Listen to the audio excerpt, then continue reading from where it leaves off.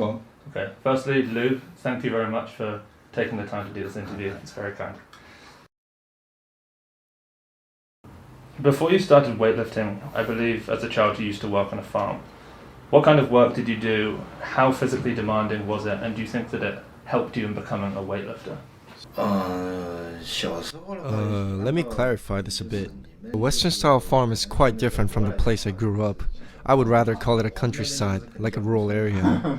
So technically, I'm a boy from a countryside. 农村那会儿，他们想问你干了什么活，然后是不是觉得那会儿干的体力活对你现在的体力这个身体素质有帮助？ Well, it's not quite like that. I would say I was influenced by one of our neighbors, a guy who was also my father's best friend. He was really into working out early, jogging in the morning and stuff like that. I was very young at that time, probably 7 or 8 years old. The guy always encouraged me to join him. "Come on boy, let's jog together," he would say. So I decided to join him every morning, and those were actually long distance jogs. We were basically jogging around the farmland, and to be honest, I enjoyed that. It felt like decent exercise to me. My father didn't think that academics was really my thing, because I didn't do very well in the elementary school, so the original plan was to send me to the military. So all of that training was actually meant to make my body strong and get me ready for the military.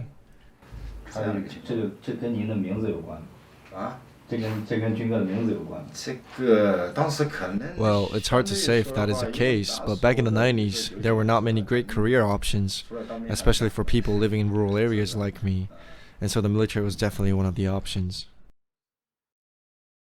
I noticed at the World Championships that you only snatched once and clean and jerked once during the week before the competition.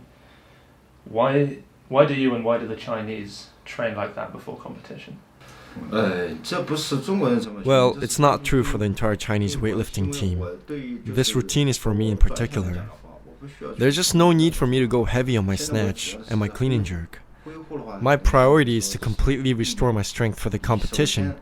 Since I want to restore strength, we focus more on strength training. Strength is the foundation, and so once you have the strength restored, you will have the chance to attempt heavier snatches and clean and jerks on the platform.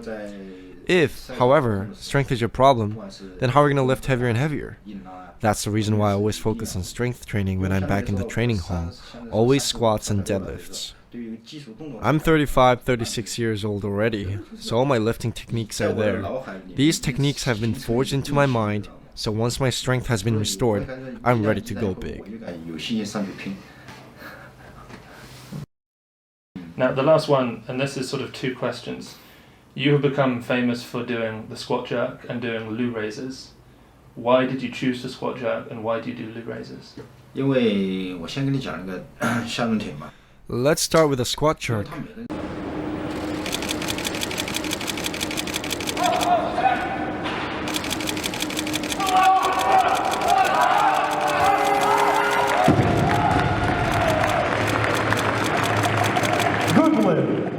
It really depends on the body proportions. I actually tried to do split jerk in the past, but my problem was that I couldn't step my front foot far enough forward. Consequently, I would tend to shoot my back leg too far back. For example, imagine this is a line. My front leg would only move forward this much, but my back leg would go all the way to the back. Technically, the travel distance of your front foot and back foot should be relatively the same, keeping you stable, just like a triangle support structure. This is what was happening when I was trying to learn the split jerk. I just couldn't get it right, so I chose to squat jerk instead. I'm generally very strong, both in my legs and my lower back, which is ideal for squat jerking.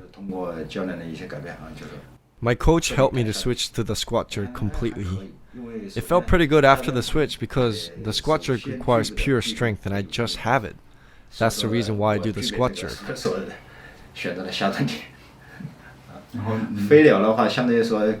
I've been doing the plate flies, or as you call them, Lu raises, for a long time.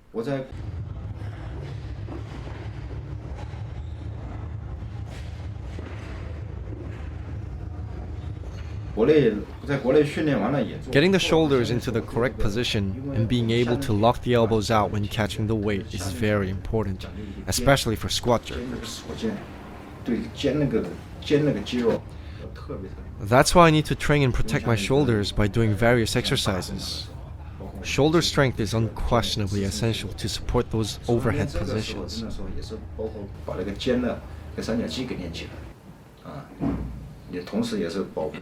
So the purpose of these Lu raises is to train your deltoids and traps and get your shoulders strong enough to hold heavy weights overhead. Strict press? No, I don't train strict press. To me, it seems that doing strict press creates stiffness in your shoulders and makes the shoulders and biceps more inflexible. This stiffness makes my shoulders internally rotate even harder, which makes it harder to lock out. In fact, if I train strict presses a lot, I tend to push the weight away from my body. This can be problematic for squat jerkers because it's not the correct position and changes the bar path, making the catch of the bar in a squat jerk more difficult.